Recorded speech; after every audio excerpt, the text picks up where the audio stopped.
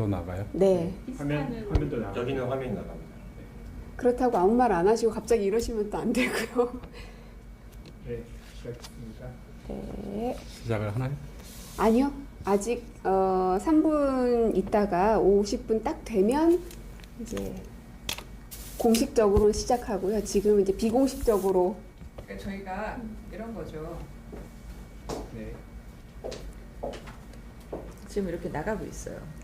그렇다고 아무 말 안 하시고 갑자기 이러시면 또 안 되고요. 네, 그렇게 해서 약간 딜레이가 있어서. 네, 그래서 이제 예고를 하고 이제 보러 와주세요 이러면서 이제 시작을 하면서.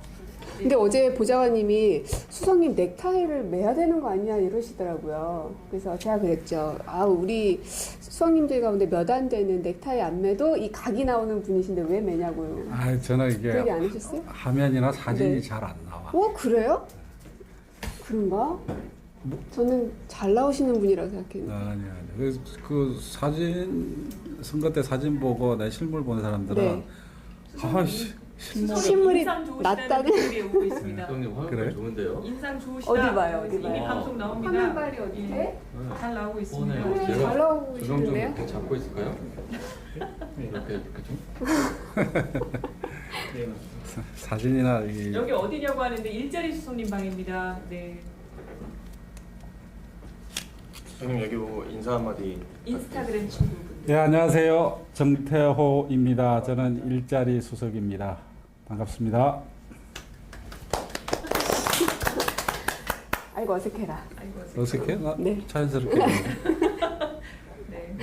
1분 전입니다. 네. 이게 그 사진 찍을 때 웃으라고 그러잖아요. 네. 나는 이렇게 웃어. 근데 사람들은 전혀 안 웃는 거예요. 그래서 그냥 반 대소 이렇게 해야 이제 진짜 사진에 웃는 것처럼 나와요. 아. 네. 원래 그러니까 인상조차 점잖으시단 말씀이세요? 그렇죠. 너무 무겁다. 그 얘기를 많이 하죠. 옛날에 노무현 대통령님이 한번 저한테 그 얘기를 한 적이 있어요. 아. 자네는 정치하려면은 좀 얼굴 좀 웃고 다녀 그러시더라고요. 아, 이 인터넷 이 사진은 되게 젊은 느낌인데요. 저 사진 저 되게 마음에 안 들어요. 안 드세요? 우리 그 선거 때 젊은 친구들이 그런 것 저걸 같아요. 선정해 줬는데 수석님 미남이세요. 마음고생 제일 많은 수석님이세요. 네, 뭐 더우신데 반팔 입으시지 뭐 이런 얘기 있습니다. 하시면 네. 네, 시작할까요? 안녕하세요. 11시 50분 청와대 라이브입니다. 저는 고민정 부대변인이고요. 오늘은 또 다른 곳에서 여러분께 인사를 드립니다. 여기는 청와대 여민관에 있는 일자리 수석님의 방으로 제가 이렇게 와 있고요. 어제 아마 이제 청와대 홈페이지나 혹은 뉴스를 통해서 보셨겠지만 대통령께서 이 인근에 있는 어느 한 호프집에서 시민들과 만나 어떤 고충을 전해 듣는 그런 시간을 가지셨습니다. 자영업자들의 목소리, 또 소상공인들의 목소리, 취준생의 목소리 등등을 들었는데 아무래도 가장 많은 목소리가 나왔던 건 일자리에 대한 걱정, 그리고 일자리 앞으로 어떻게 해야 될까 이런 질문들이 참 많았던 것 같은데요. 거기에 대한 핵심 답변들을 이분께 다 받아들일 수 있지 않을까 싶어서 저희가 찾아왔습니다. 정태호 일자리 비수석님 모시겠습니다. 안녕하세요. 네, 안녕하십니까. 네, 반갑습니다. 환영합니다. 네. 지금까지 수석님의 이력을 제가 보니까요. 참여정부 당시에 정책조정비서관, 기획조정비서관 역임하셨고, 또 17년 대선 당시에는 선대위 정책상황실장 하셨고, 또 요 바로 전에는 문재인 정부 초대 정책기획비서관이셨습니다. 그야말로 이제 정책통이라고 말할 수 있는데, 일자리는 전문가가 맞으세요? 그래서 제가 지옥 간다고 얘기했잖아요. 그래요? 이러다 진짜 지옥 가시는 거 아니에요? 지옥 안 가도록 진짜 일자리 많이 만들어내야죠. 뭐 자신 있습니다. 그래요. 네, 속도, 네. 성과, 체감 제가 매일 부러지고 있습니다. 그 인터뷰에 보니까 내 이름을 걸고 일자리 10만 개 늘리겠다 이런 인터뷰를 하셨거든요. 네. 그걸 보면서 앞으로 그럼 대한민국의 일자리 전망을 과연 이분은 어떻게 점치고 계실까 참 궁금했거든요. 어떻게 보십니까? 뭐 제 목표는 지금 이제 67% 정도의 고용률을 보이거든요. 그래서 이 67%를 유지하면서 네. 더 상승시키려면은 제 생각에는 제 이름을 걸고 10만 개 정도는 더 만들어야 되겠다. 이제 그런 일종의 각오 또 계획을 말씀드린 거고 네. 뭐 불가능하지는 저는 않다고 생각이 들어요. 예를 들면은 이제 지금 일자리 성장에 있어서 증가에 있어서 지금 제한이 되고 있는 부분들이 뭐가 있냐면은 네.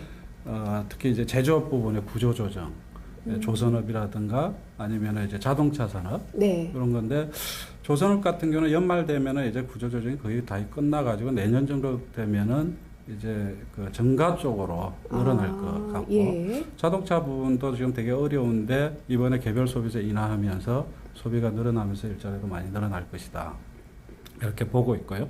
또 하나는 지금 도소매업 또 음식업 이런 쪽 부분에서는 일자리 감소 폭이 줄어들고 있어요. 그래서 그런 측면도 되게 좋은 신호고 그다음에 이건 좀 통계적인 문제인지는 잘 모르겠는데 교육 서비스 분야가 지난 7월 달 발표 때 보면 10만 6천 명인가가 줄었어요. 근데 근데 그게 이제 작년에 그만큼 확 늘었어요.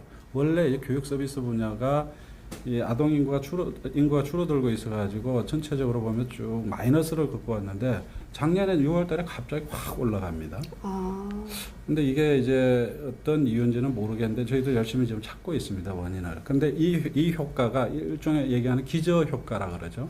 이게 점점 줄어들면 이제 연말이나 내년 초 되면 이것도 제로 상태로 가기 때문에 이제 이런 측면에서 보면은 일단은 일자리 통계상으로 보면 이제 늘어날 수 있는 그런 환경이 조성될 것이라고 보고 있고, 그 다음에 중요한 건 이제 제 활동이죠. 현장 이제 일자리 수석이 되겠다라고 얘기했는데, 네. 열심히 지금 기업인들도 만나고 있고, 현장의 근로자들도 만나고 있고 그렇습니다. 안 그래도 어제도 좀 회의를 할까 했더니 현장에 나가 계셔가지고 뵙지를 못했거든요. 요즘 그런 일정들을 많이 중점적으로 하시나 봐요. 예, 일주일에 2번 정도는 현장에 나가겠다는 생각이죠. 그래서 실제로 일자리 잘하는 기업의 모델들을 많이 찾아서 또 전파도 하고 또 일자리를 만드는 데서 기업인들이나 이제 근로자 쪽의 얘기를 들어보면은 막혀 있는 부분들이 많아요. 이 동맥경을 확 뚫어주는 것도 또 제 역할인 것 같습니다. 그런 역할들을 좀 적극적으로 하겠다. 그래서 결국 기업인들이 투자를 많이 하게 하고 그걸 통해서 일자리가 늘게 하겠다라는 거고요.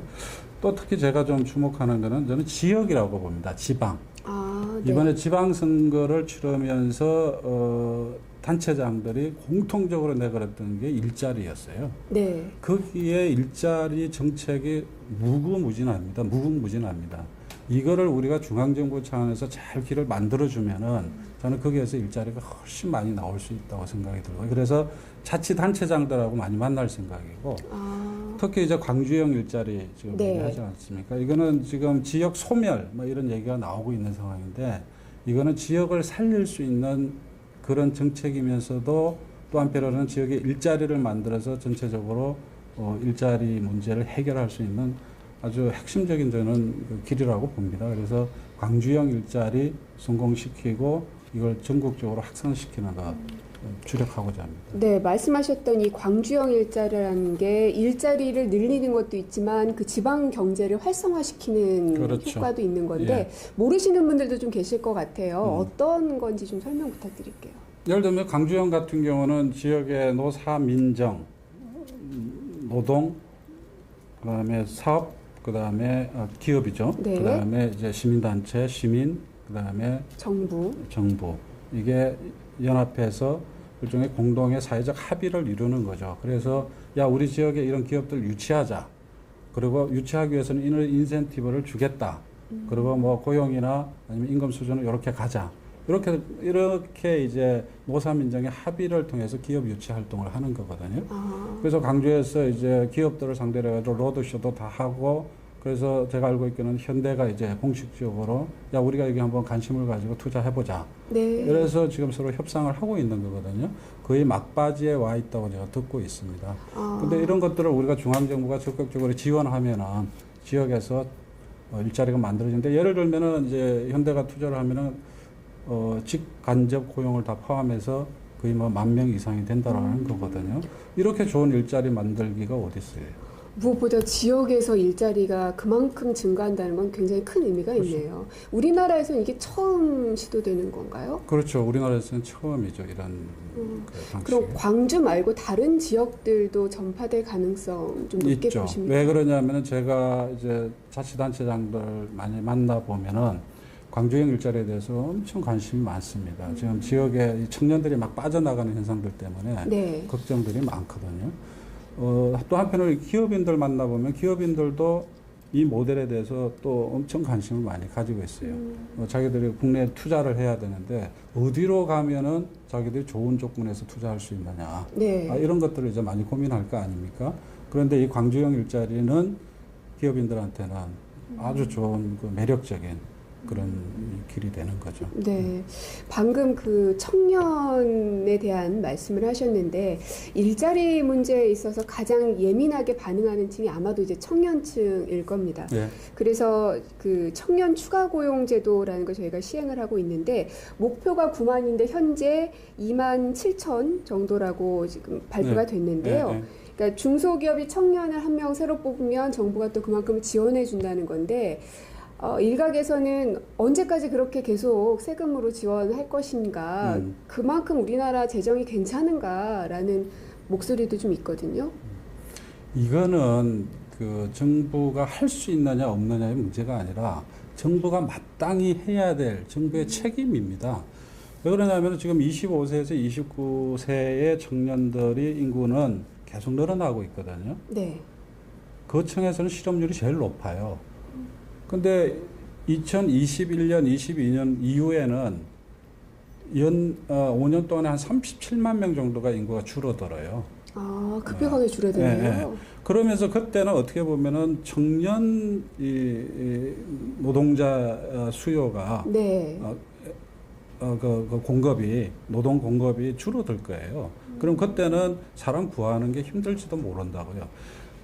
다시 보자면은 2021년 동안 그때까지 이 비상구를 어떻게 탈출할 것이냐. 네. 그런 관점에서 봐야 되는 거죠. 만약에 우리 그 청년 세대가 이 젊은 나이에 일자리를 경험을 못하면은 평생 사회적 낙오자가 될 수가 있는 거잖아요. 그 젊은 시절에 그 자기의 경험이라는 거는 평생 살아가는데 큰 미천인데 일자리 경험이 없다면은 그 나중에 이 사람들 누가 책임질 거예요. 네. 그래서 이런 어떻게 보면은 이 청년들한테는 재난이죠. 이 재난을 정부가 책임지고 해결해야 되는 게 국가의 역할이잖아요. 그러면 없는 돈도 투자를 해야 되는 게 청년 일자리 대책인 거죠. 그런 관점에서 보면 이거는 한시적인 대책이기 때문에 적어도 5년 정도의 한시적 대책이기 때문에 재정적인 문제하고는 상관이 관계없다. 없다. 이렇게 얘기할 수 있죠. 그리고 마침 저희가 지금 세수가 넉넉하게 있는 것으로 알고 있습니다. 예, 지금 뭐 세수 추계를 보면은 올해도 뭐 상당히 많이 그 세금 들어오는 것 같아요. 근데 네, 좀 튼튼하더라고요. 예. 세수 기반이 아주 튼튼한 상황이죠 지금. 네.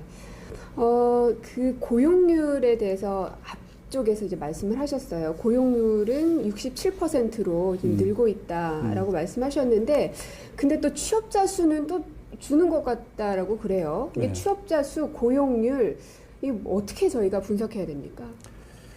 사실 제가 이제 일자리 수석이 됐는데 한 달에 한 번씩 이렇게 심판을 받아요. 그래서 죽겠어요. 지금 7월, 8월 달에는 17일인데 벌써 걱정이 됩니다.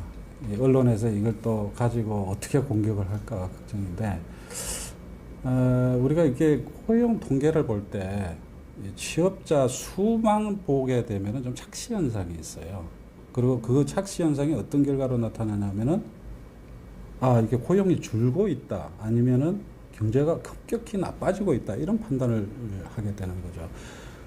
뭐 정리하자면은 고용은 늘어나고 있습니다. 지난달에는 작년에 비해서 10만 2천 명이 늘어났던 거고요. 그래요. 예, 그런데 문제는 그것만 그 정도 늘어가지고는 부족하다라는 관점이죠. 예. 근데 고용률을 보면은 올 초부터 보면은 우리 정부가 들어오고 나서 계속 고용률은 올라가고 있어요.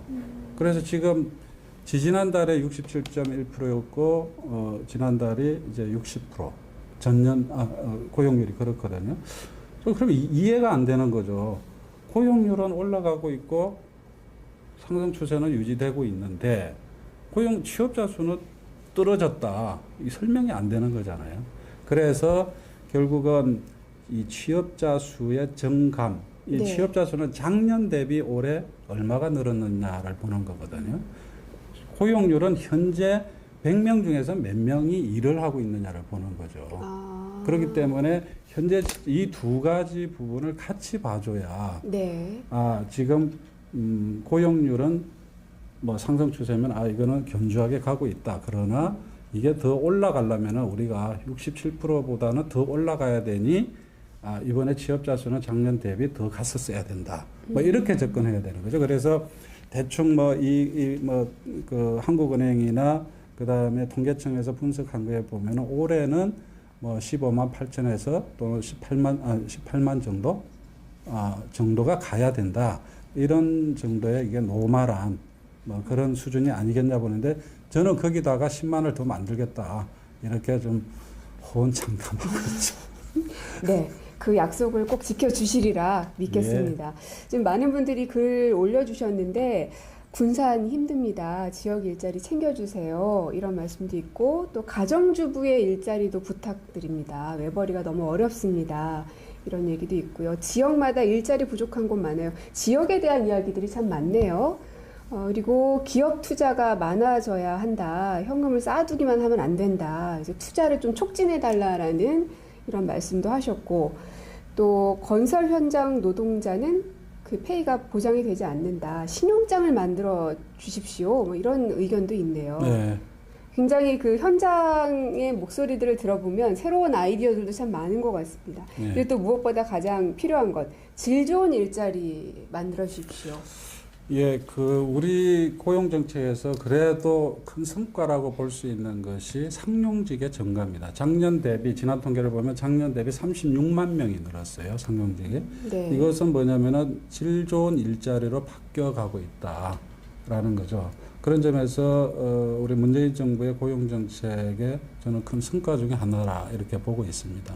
이 지금 질문들에 대해서 다 답변을 하면 좋겠지만 지금 시간상 그럴 것 같고 여하튼 저는 되게 강조하고 싶은 것이 이 지역에서의 일자리가 되게 중요하다라는 생각입니다. 그게 또 우리의 새로운 시도가 있는 거고요. 또 그야말로 지방에서 일자리에 대한 그 지방자치단체의 그 뭐랄까 요구 정말 충만돼 있거든요. 네. 이걸 탁 터뜨려주는 것이 우리 정부 또 제가 일자리 수석으로 제가 해야 될 제일 중요한 역할이라고 제가 보고 있습니다. 말씀하신 대로 그 막힌 혀를 꼭 반드시 뚫어 주시기 바랍니다. 예. 그러기 위해서는 아마 청와대 내에서도 직접 뵙기는 더 어려워지지 않을까. 하도 그 현장 행보가 많으셔가지고 현장의 목소리도 많이 들어주시고요. 또 그분들의 목소리를 정책에도 또 많이 반영해 주시기를 바라겠습니다. 예. 네, 열심히 감사합니다. 하겠습니다. 네, 고맙습니다. 네, 감사합니다. 예, 뭐 질문하고 싶은 거는 뭐 한도 없이 많지만 시간이 제약되어 있는 관계로 여기까지만 이렇게. 건설 쪽이 저도 참 이제 신경을 많이 써야 되겠다고 생각을 해요. 왜 그러냐면은 지금 건설 쪽은 일용 노동자분들이 많잖아요. 아직도 SNS에서 문재인 대통령만 팔로우하고 계시다고요? 친절한 청와대, 활짝 열려 소통하는 청와대. SNS 청와대 공식 계정으로 더 가깝게 만나세요. 트위터, 페이스북, 인스타그램과 카카오톡 플러스 친구에서 대한민국 청와대를 검색하고 친구가 되어주세요. 문재인 대통령과 청와대의 일정과 정책, 생생한 현장 사진들과 청와대 사람들의 뒷이야기까지 가장 빨리 만나볼 수 있습니다. 참! 청와대 홈페이지 즐겨찾기도 잊지 마세요.